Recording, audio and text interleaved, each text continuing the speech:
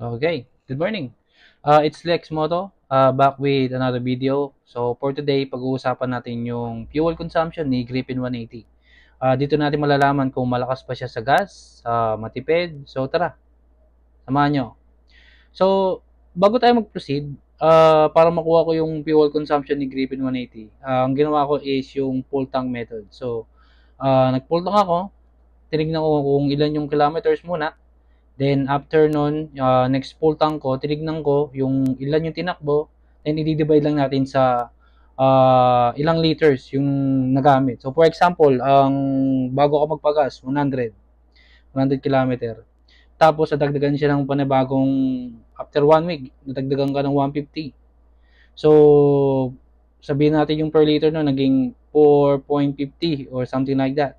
So ngayon, para makuha mo yung fuel consumption, so yung 150 is i-divide mo sa 4.50. So, ilan yung makukuha mo nun? So, may calculator ako dito. So, 150.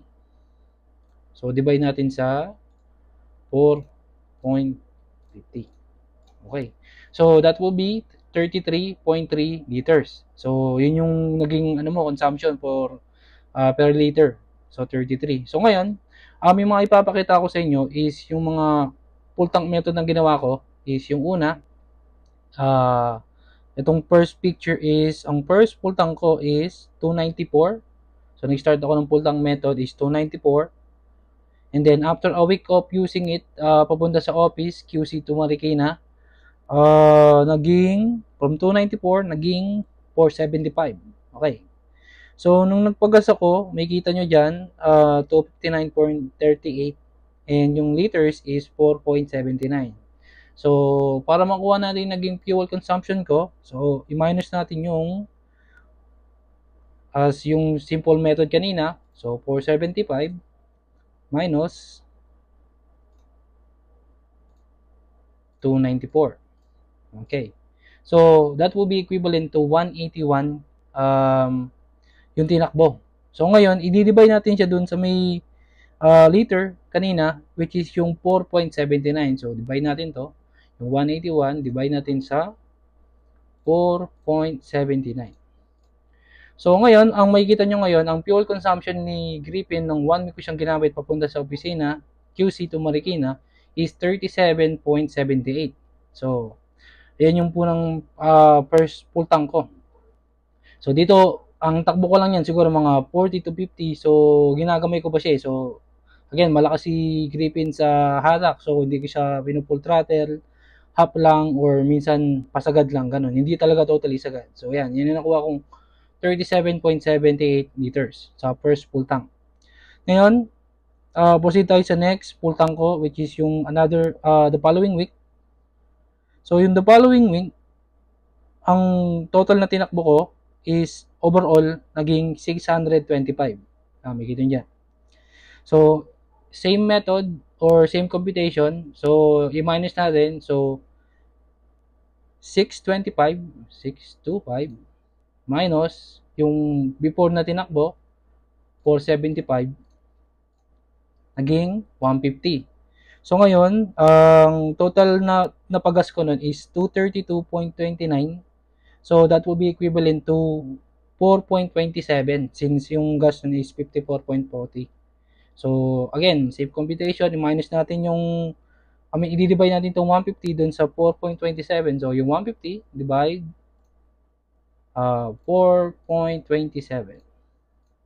So, ayan. Ang nakuha ko naman ngayon sa the following week is 35.12. So, bumaba. So, dito kasi yung mga panahon na to, ayan, medyo sinasagad ko na si Griffin. So, talagang niraratrat ko na para malaman natin kung nakuha ko ba siya dahil di ko siya sinasagad or dito matakbo ko na ito mga 60, 70, mga ganun na, pa 80, pero hanggang doon lang. Hindi kasi talaga ako ng top speed. So, hanggang doon lang yung mga takbuhan ko. So, ayan yung nakuha ko. So, for me, again, ang fuel consumption ko within the next 2 weeks is from 35 ranging to 37. So, sa inyo, pwedeng mababa, pwedeng mataas. Again, ito yung naging riding computation ko 2 weeks kay Griffin. So, sa inyo, pwede siyang bumaba, pwede siyang tumaas. Then again, Depende pa rin yan sa throttle hobby mo.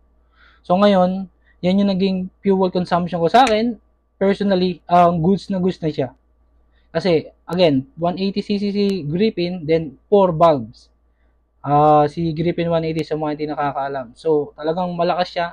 So, for 180cc category, para sa akin, goods niya kasi nag-check din ako ng mga 180cc category like yung KRB. Nag-range siya to 34 to 36, mga ganun ang mga fuel consumption nila. So, kay Griffin 180 na nakuha ko, which is from 35 to 37 ranging. So, sa akin, goods na ako doon. Again, pwede pa siyang tumaas kung hindi mo siya raratratin. Takbong chubby ka lang, ganun. So, goods yun para sa akin. So, ayan. Nakuha na natin yung basic computation ni fuel consumption. So, asa sa inyo na kung goods ba yung computation na nakuha ko, mababa ba o mataas ba. So, again, let me know in the comment. Kung bago ka lang sa channel ko, please help my channel by liking and sharing my channel, Lex Motovlog. So, may ipapakita ko sa inyo ngayon sa next video is few updates lang kay Griffin 180. Since may nagtatanong sa akin kung paano daw gamitin yung remote, new update sa accessories sa mga kinabit. So, tara! Samahan niyo ako. Good morning guys, it's Lex Moto here. Quick video lang, tuturo ko sa inyo kung paano i-set yung oras kay Griffin and then paano gamitin yung remote. Okay, tara. Okay, pasensyahan nyo na medyo madilim kasi may protector yan, pang aerox din yung binili ko. So ganito lang siya, para i-set mo yung oras sa ayan kay Griffin. Nakikita nyo itong set, hindi naman lang siya ng 1 to 3 seconds. Okay, 1, 2, 2. So kunyari yan 4, tatagdagan mo niya, gagawin mo 5, pipindutin mo lang ulit yung set 5. Ayan. Then kunyari next mo na siya, di naman lang siya ng mga 3 seconds, 2 to 3 seconds. 1, 2, 3. Ayan, namipat siya. Then pag dadagdagan mo, pindutin mo lang ulit. Then pag yung next mo, press and hold lang ulit ng 3 seconds. 2, 3, ayan. Then pag okay ka na, press and hold ulit 3 seconds. 1, 2, 3. Ayan, tapos pwede mo siya palitan MPH to KPH. Sa akin, ginaganyan ko lang KPH. So 1, 2, 3. Ayan, goods na. So ganoon lang kadali i-set yung oras ni Griffin. Okay, thank you. Good morning guys. So update ko lang kayo. Kung matatandaan nyo sa previous vlog ko, sabi ko wala siyang voltmeter. Pero mali ako, may nakita akong voltmeter eh. Pakita ko sa inyo. Sensya na kayo malabo kasi meron siyang film protector. Ayan o, kita nyo yan. Pagka unang bukas mo, may kita mo may voltmeter. Ulitin ko. Bye. Bukas. Ano nyo? Yan, ayan o, 12.9. So every time na bubuksan mo siya, may kita mo yung voltmeter. Doon nasanay lang siguro ako sa voltmeter na pag binuksan mo, nandito ka agad. Pero ayun, nakikita nyo siya. Ayun lang. Okay, quick update lang kasi may nangyayari ng new update kay Griffin. So yung mga nilagay ko lang sa kanya na bago is ito, carbon pods ng pang Aerox B2. And then ito, gold balls pang ano rin yan, Aerox B2. Then ito, ano yan, yung parang brake cap. Dalawa lang binili ko kasi hindi ko sure kung kakasya eh. So bilhin na lang ni King 4. Ayan. So pinilagay ko magkabila. Then last yung ano, brake lever. Ano yan, domino. Tapos pang NMAX B1 B2. So hindi siya pwede yung pang Aerox kasi drum brake pa siya. So yung pang NMAX pasok sa atin kasi ano, disc brake harap likod. So yun lang yung mga dadagdag kay Griffin. Then ito pala, bumili ako na ito. Tapos kinulayan ko yung ano, yung gulong pang dagdag pogi ba. Ayan. Sarap. Ayan, sa likod. Ayan.